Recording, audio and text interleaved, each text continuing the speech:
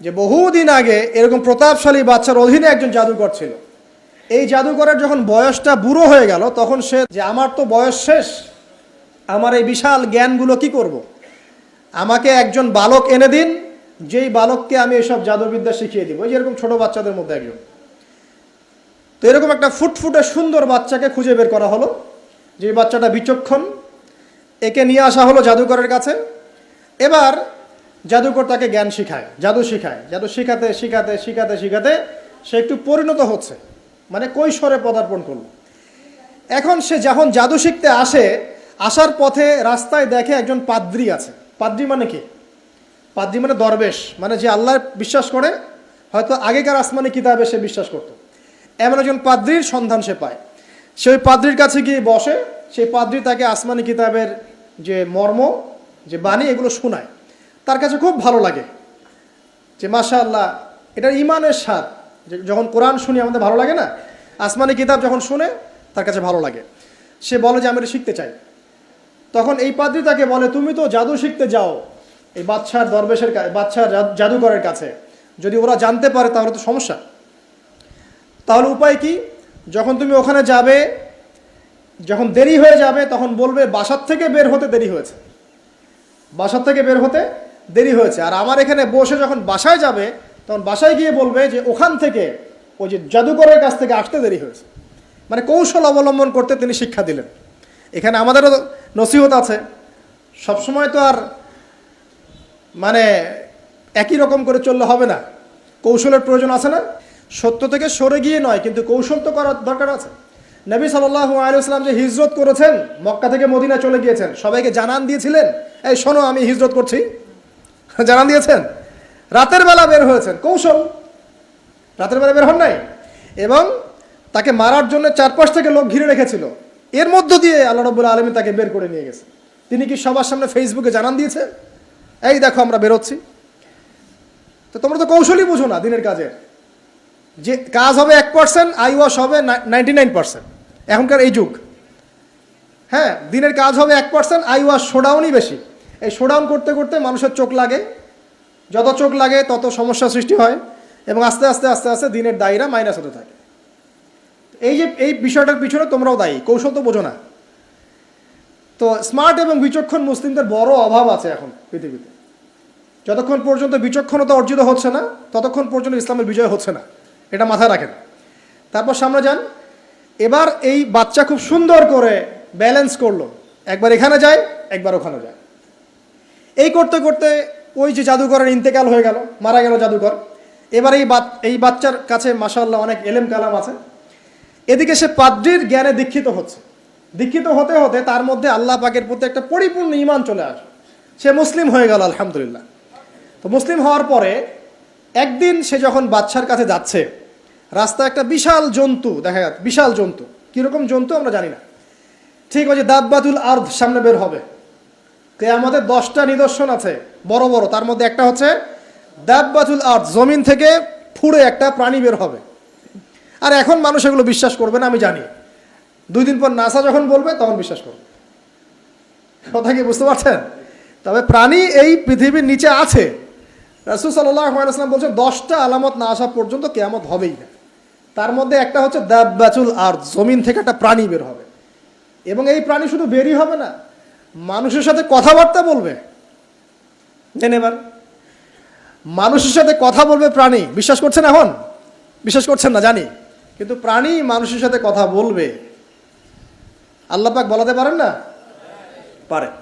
আচ্ছা, সামনে যান। ওই প্রাণী যখন দাঁড়িয়ে আছে রাস্তায়, এখন এই বালক বলছে আজকে আমি প্রমাণ করে নিব যে আল্লাহর আনুগত্যশীল ওই পাদ্রী সঠিক নাকি ওই জাদুকর সঠিক। এবার সে একটা ইট হাতে নিল, পাথর হাতে নিয়ে সে বলছে, আল্লাহ তোমার কাছে যদি ওই জাদুকরের কাজের চাইতে এই পাদ্রীর কাজ বেশি পছন্দনীয় হয়, এই ইটের আঘাতে এই জন্তুকে তুমি মেরে ফেলো আল্লাহ। এ বলেছে বিসমিল্লাহ বলে পাথর নিক্ষেপ করলো। নিক্ষেপ করার সাথে সাথেই জন্তু ডেড। তখন তার আইন আল ইয়াকিন, হাক্কুল ইয়াকিন হয়ে গেল যে হ্যাঁ, আল্লাহর কাছে এই পাদ্রীর আমলই সবচেয়ে বেশি পছন্দনীয়। তার আর মনে কোনো সংশয় থাকলো না। কিশোর মানুষ না, কতটুকুই বা বোঝেন নাই। এবার তার মধ্যে একটা ইয়াকিন চলে আসলো। এবং সে পরিপূর্ণ মুমিন মুসলিম হয়ে গেল। এবার যখন সে রাজ দরবারে যায়, তার কাছে পেশেন্ট আসে, মানে একজন মানুষ এসেছে, সে বলছে যে আমার চোখে সমস্যা। সে চোখে হাত দেয়, হাত দিয়ে বলে যে আপনি আল্লাহর প্রতি ঈমান নিয়ে আসেন, আমি আল্লাহর কাছে দোয়া করব, চোখ ভালো হয়ে যাবে। এভাবে পেশেন্ট আসে, সে বলে আল্লাহর প্রতি ঈমান নিয়ে আসেন, আমি দোয়া করব, ভালো হয়ে যাবে। এভাবে আস্তে আস্তে তার নাম এবং খ্যাতি ছড়িয়ে পড়তে লাগলো। যেই তার কাছে আসে সে বলে আগে মুসলিম হন, ইমানদার হন, আল্লাহর প্রতি বিশ্বাস করেন, আমি দোয়া করব, ভালো হয়ে যাবে। চোখ অন্ধ ভালো হয়ে যাচ্ছে, কুষ্ঠরোগী ভালো হয়ে যাচ্ছে, হ্যাঁ, প্যারালাইজড রোগী ভালো হয়ে যাচ্ছে। আলহামদুলিল্লাহ। নবী ঈসা আলাইহিস সালাম এমনটা করেছিলেন না? আল্লাহ পাক চাইলে করতে পারেন। একদিন ওই রাজ দরবারের একজন মন্ত্রী আসছে, এবার ওই রাজার একজন এমপি সাহেব, তার চোখে সমস্যা, সে আসছে, এসে বলছে যে আমার এই চোখে সমস্যা, আমার চোখটাকে ভালো করার দরকার, তোমার কাছে কোনো ওষুধ আছে নাকি? তো সে বলছে যে আপনি আল্লাহর প্রতি ঈমান নিয়ে আসেন, আমি আল্লাহর কাছে দোয়া করব, আপনি ভালো হয়ে যান। এবার সে আলহামদুলিল্লাহ ঈমান নিয়ে আনলো এবং সে ভালো হয়ে গেল। এই ভালো হয়ে যাওয়ার পরের দিন যখন সে আবার ওই পার্লামেন্টে গিয়েছে আর কি, ওদের তৎকালীন রাজদরবারে, এবার রাজা ওকে দেখে বলছে যে তোমার তো চোখ অন্ধ ছিল, কিভাবে সেবা লাভ করলে? তো সে বলে না কিভাবে সেবা লাভ করলো, সে বলতে চাচ্ছে না, কারণ সে আজ করছে যে বললে সমস্যা হবে। এক পর্যায়ে তাকে খুবই পিটুনি দেওয়া হচ্ছে, রিমান্ডে নিয়ে গিয়ে কঠিন মাইট দেওয়া হচ্ছে। এক পর্যায়ে সে মারের যন্ত্রণা সহ্য করতে না পারে বলে ফেললো যে ওই বাচ্চা, তার কাছে গিয়ে আমি আরোগ্য লাভ করেছি এবং সে আমাকে বলেছে যে তার রবের প্রতি ঈমান নিয়ে আসতে, তাহলে আমি শেফা লাভ করব। এই বাচ্চা এখন বলছে ফেরাউনের মতো, যায় না রব্বুকুমুল আলা, আমি তো তোমাদের রব, নমরুদের মতো আমি তো তোমাদের রব, ঠিক আছে, আমি ছাড়া তোমাদের কে রব আছে? মা আলিমতু লাকুম মিন ইলাহিন গায়রি, আমি তো জানি না যে আমি ছাড়া তোমাদের কোনো ইলাহ আছে। এবার এই লোকটাকে হত্যা করা হলো, এই এমপি সাহেবকে হত্যা করা হলো, বিকজ সে ঈমান নিয়ে আসে। এবার সেই বালককে ডেকে আনা হচ্ছে, বলা হচ্ছে বলো তুমি নাকি তোমার রবের নাম দিয়ে মানুষের ট্রিটমেন্ট করা শুরু করেছো?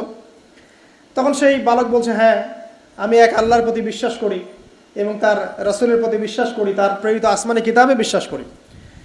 এখন রাজা বলছে আমি ছাড়া তোমাদের কোনো ইলাহ আছে আমি তো জানি না।